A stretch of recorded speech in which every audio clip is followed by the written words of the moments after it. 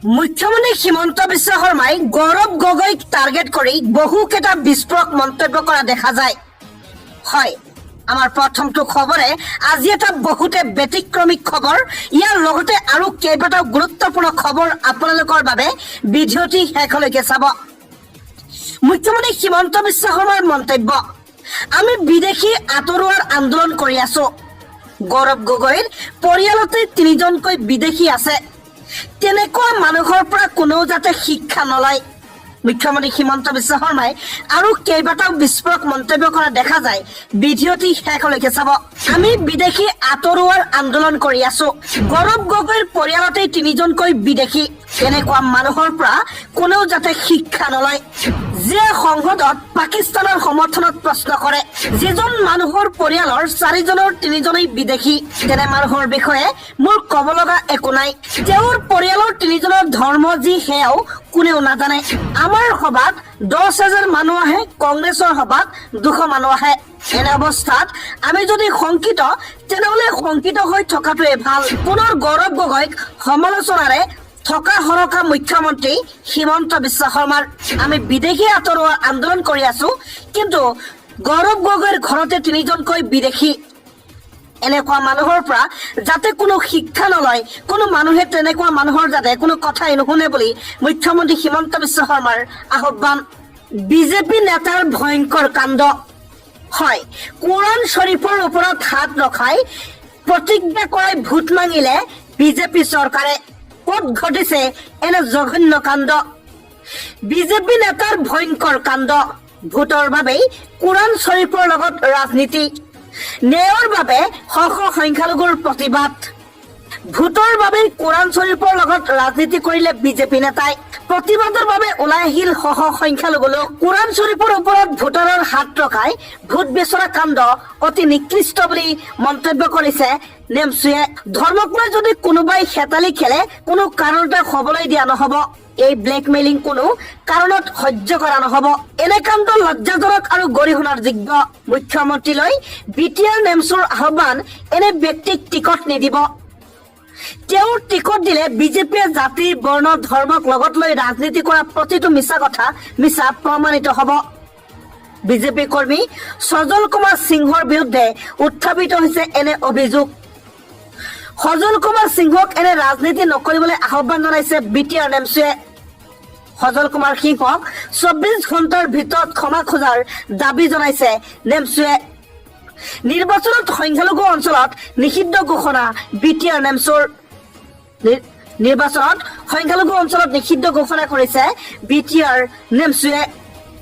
সংখ্যালঘু মহিলাক নথি পত্ৰ লৈ সজল কুমাৰ সিংহৰ ঘৰলৈ মাতে। সকলোৱে ভোটাৰ কাৰ্ড জমা লৈ ভিতৰলৈ মাতি কোৰাণ শ্বৰীফৰ ওপৰত হাত ৰখায়। সকলোকে হাত থৈ শপত খাবলৈ কয় আৰু 2,000কৈ টকা দিয়াৰ অভিযোগ। সংখ্যালঘুৰ প্ৰতিবাদৰ পিছত সজল কুমাৰ সিংহৰ সৈতে থকা আজাহাৰে ঘটনাৰ লগত আজাহাৰ জড়িত থকাৰ অভিযোগ। BTR নেমচুৰ ৰাজ্য চৰকাৰক এই সকিয়নি। 48 ঘণ্টাৰ বাবে অসমত হ'ব চকা বন্ধ। কেব চালকক অচিনাকি বুলি কোৱাৰ পাছতে চৰকাৰৰ বিৰুদ্ধে এই হুংকাৰ। হয়, ঠিকেই শুনিছে। 15 আগষ্টৰ দিনা মুখ্যমন্ত্ৰী হিমন্ত বিশ্ব শৰ্মাই গুৱাহাটীৰ কেব চালকক লৈ কৰিছিল কেইবাটাও বিৰূপ মন্তব্য। গুৱাহাটীত চলোৱা সকলো কেব ড্ৰাইভাৰে অচিনাকি বুলি মন্তব্য কৰিছিল মুখ্যমন্ত্ৰীয়ে। এইবাৰ গুৱাহাটীৰ কেব চালক সন্থাই ডাঙৰ মন্তব্য প্ৰকাশ কৰিছে, ডাঙৰ ঘোষণা কৰিছে।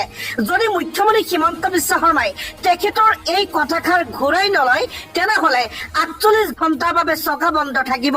ইয়াৰ লগতে আৰু কেইবাটাও সিদ্ধান্ত লোৱা দেখা গৈছে। ভিডিঅ'টি স্কিপ নকৰিব। আলী হুছেইন মানেই বংগমূলীয় সন্দেহজনক নাগৰিক নেকি বুলি প্ৰশ্ন কৰিছে কেব চালক সন্থাই। অচিনাকি লোকৰ সংজ্ঞা দিয়ক মুখ্যমন্ত্ৰী হিমন্ত বিশ্ব শৰ্মাই। কোনখিনি বংগমূলীয়, কোনখিনি অসমীয়া মুছলমান বিশ্লেষণ কৰক মুখ্যমন্ত্ৰীয়ে। গৃহ বিভাগৰ ব্যৰ্থতাৰ বোজা আমাৰ গাত ঠেলিব নালাগে বুলি মন্তব্য। সন্দেহজনক নাগৰিক যদি কেব চালকত জড়িত, তাৰ বাবে দায়ী অসম চৰকাৰ। বাংলাদেশী চিনাক্ত কৰিব নোৱাৰি কেব চালকক লৈ দুখ ঠেলিছে মুখ্যমন্ত্ৰীয়ে। আমি খিলঞ্জীয়া বুলি দেখুৱাবলৈ বুকু ফালি দেখুৱাব লাগিব নেকি বুলি প্ৰশ্ন কৰিছে কেব চালক সন্থাই। কেব চলাবলৈ গৃহ বিভাগৰ পুলিচ ভেৰিফিকেশ্যনৰ প্ৰয়োজন হয়। তাৰ পিছতো গৃহ বিভাগে অচিনাকি লোকক কিয় চিনাক্ত কৰিব নোৱাৰিলে বুলি প্ৰশ্ন কৰিছে। 31 আগষ্টৰ ভিতৰত কেব চালকক লৈ কৰা মন্তব্য উঠাই ল'ব লাগিব মুখ্যমন্ত্ৰীয়ে। অসমীয়া কেব চালকে যে কেব চলাই আছে মুখ্যমন্ত্ৰীয়ে স্বীকাৰ কৰিব লাগিব। মুখ্যমন্ত্ৰীয়ে স্বীকৃতি ঘূৰাই নিদিলে তীব্ৰ ধৰ্ণা কাৰ্যসূচী হাতত লোৱা হ'ব। তাৰ পিছতো আমাৰ দাবী নুশুনিলে 48 ঘণ্টাৰ বাবে হ'ব চকা বন্ধ। কেব চালকৰ লগতে প্ৰতিটো মটৰ চালক সন্থাই সমৰ্থন কৰিব এই বন্ধত। তাৰ পিছতো গৃহ বিভাগে অচিনাকি লোকক কিয় চিনাক্ত কৰিব নোৱাৰিলে বুলি প্ৰশ্ন কৰিছে কেব চালক সন্থাই। বিহাৰৰ পিছত অসমৰ ভোটাৰ তালিকাৰ পৰাও কৰ্তন হ'ব লাখ লাখ লোকৰ নাম। হয়, বিহাৰৰ পিছতে আমাৰ অসমতো SIR পদ্ধতি আৰম্ভ হ'বলৈ গৈ আছে। SIR বাবে সাজু কৰক নথি পত্ৰ। প্ৰত্যেক জিলাই জিলাই জাৰি কৰা হৈছে নিৰ্দেশনা। এটা ডাঙৰ খবৰ, গুৰুত্বপূৰ্ণ খবৰ। খবৰ 11 বছৰে কিয় বিদেশী চিনাক্তকৰণ নকৰিলে ভাৰতীয় জনতা পাৰ্টিয়ে প্ৰশ্ন উত্থাপন কৰিছে অসম জাতীয় পৰিষদৰ সভাপতি লুৰিণজ্যোতি গগৈয়ে। বিজেপি চৰকাৰৰ বিৰুদ্ধে সৰব লুৰিণ। নিৰ্বাচনী বৈতৰণি পাৰ হ'বৰ বাবে সাম্প্ৰদায়িক বিষবাস্প বিয়পাইছে বিজেপিয়ে।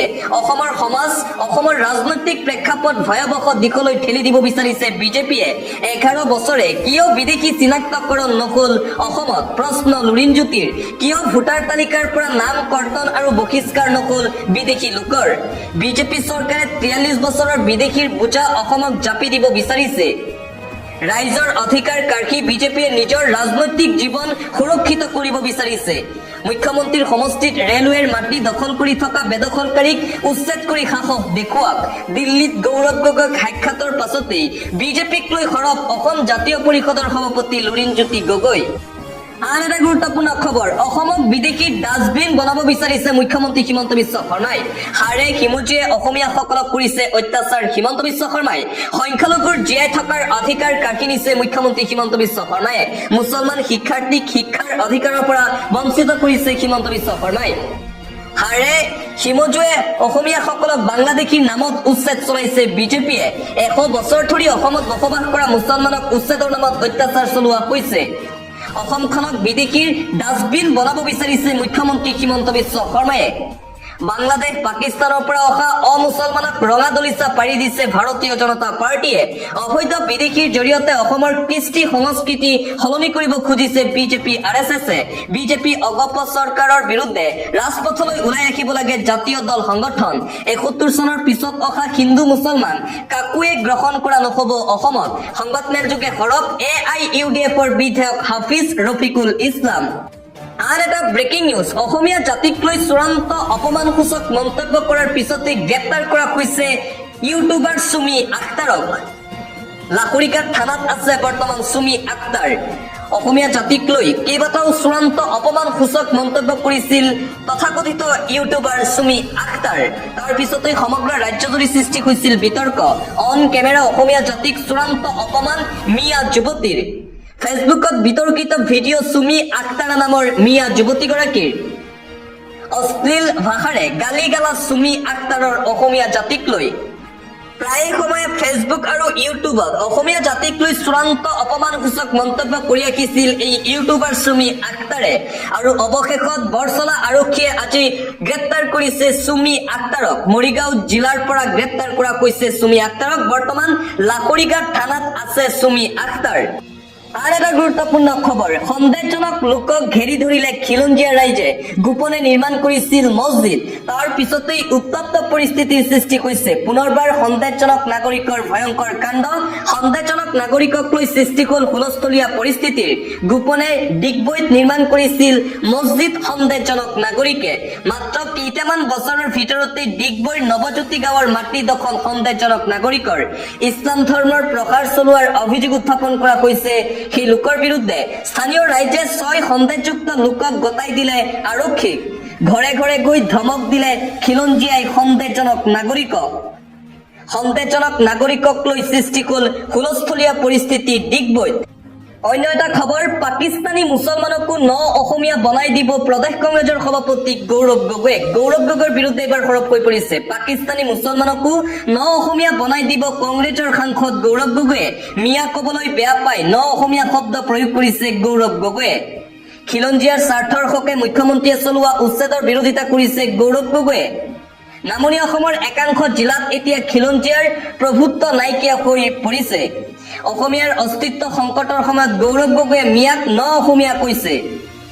মিয়াক গোটেই অসমখন গতাই দিব বিচাৰিছে প্ৰদেশ কংগ্ৰেছৰ সভাপতি গৌৰৱ গগৈয়ে। মিয়াক খিলঞ্জীয়া অসমীয়া কৰি অসমখন মিয়াক দি দিব বিচাৰিছে নেকি গৌৰৱ গগৈয়ে? কংগ্ৰেছে স্বাধীনতাৰ পাছৰে পৰাই মিয়া তুষ্টিকৰণৰ ৰাজনীতি কৰি আছে অসমত। মিয়াক অসমীয়া আখ্যা দিয়াৰ পাছতেই গৌৰৱ গগৈক সমালোচনা গৰিয়া উন্নয়ন পৰিষদৰ অধ্যক্ষ হাফিজুল আহমেদৰ প্ৰশ্ন গৌৰৱ গগৈলৈ।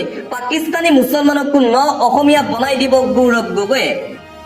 পৰৱৰ্তী খবৰ, এয়া আমাৰ বাবে অতি গৌৰৱৰ কথা। আমাৰ ৰাজ্যত থকা লাচিত বৰফুকন পুলিচ একাডেমীত আমি অসমৰ লগতে গোৱা আৰু মণিপুৰৰো আৰক্ষীক প্ৰশিক্ষণ দিব পাৰিছো। দেৰগাঁও লাচিত বৰফুকন পুলিচ একাডেমীত অনুষ্ঠিত হোৱা 700 কনিষ্টবলৰ দীক্ষান্ত সমাৰোহত উপস্থিত থাকি এই মন্তব্য কৰিছে মুখ্যমন্ত্ৰী হিমন্ত